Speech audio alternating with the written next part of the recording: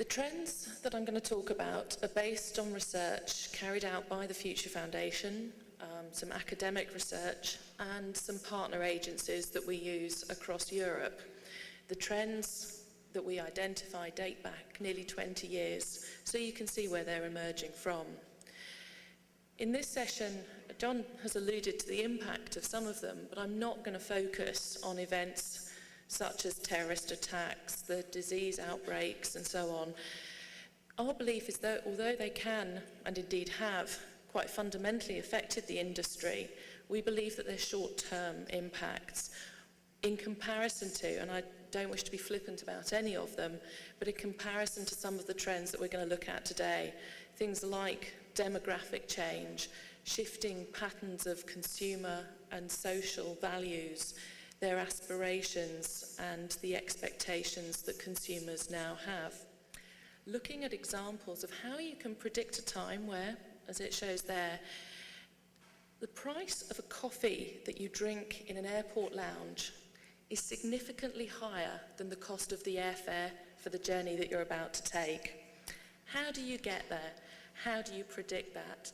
And more importantly, how do you drive value from that if you're in the wrong sector? The cheap flights perhaps represent our increasing and ongoing price sensitivity. Our desire for more getaways. I believe the forecast from the WTO is that we will be taking 4 holidays a year, and I'm certainly doing my bit to get us there. We have to understand the trends and the counter trends that are determining behaviour. It's not enough to ask people specific questions about specific issues in your sector. You have to understand the whole. But we are very price sensitive. Just because we're richer doesn't necessarily mean we will pay more and do more. We're very price aware, we're very sensitive to it. But across the last 3 decades, spending on leisure has risen. Here we've indexed it against 1995, and you can see the growth, particularly in the emerging economies of Ireland, Eastern Europe. As a result of this trend, luxury in the future, we believe, will no longer necessarily mean the most expensive that money can buy.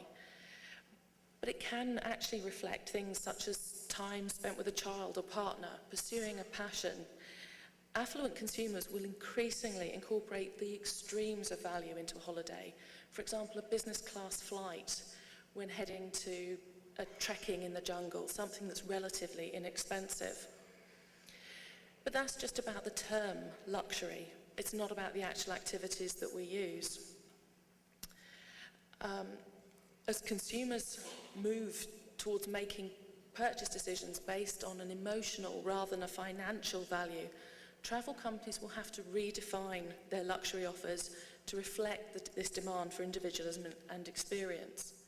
Looking at the future often requires us to look at other areas of consumers' lives outside of the specific area that we're debating in any one sector. It helps us to see if reported claims or reported beliefs and activity actually match up with real behaviour. If we look here, people are looking for the government to take the lead. Here, looking for the industry, the airlines, through government taxation or through an international peer-related scheme. Or, quite simply, they feel that it's not worth taking an individual stance if your peer group aren't also acting with you. So this isn't an issue that's going to be driven by the individual, not in this sector. But there does come a point where the proliferation of choice becomes detrimental to the consumer. In the UK, the packaged holiday has declined in popularity quite significantly over the last 5 years. The trends in confidence, individualism, all playing a key part.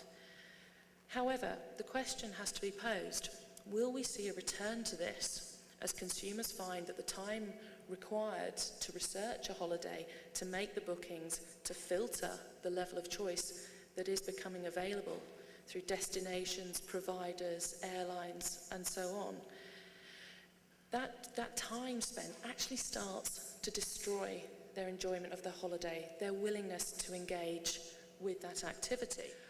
Consumer desire for new experiences has doubled. It's the fastest growing age group for the desire for new experiences. And finally, focusing specifically on women, here we can see the pre- and post-family life stages for women form the majority of her life and will continue to do so into the future. This is changing our demands for independence, freedom, health.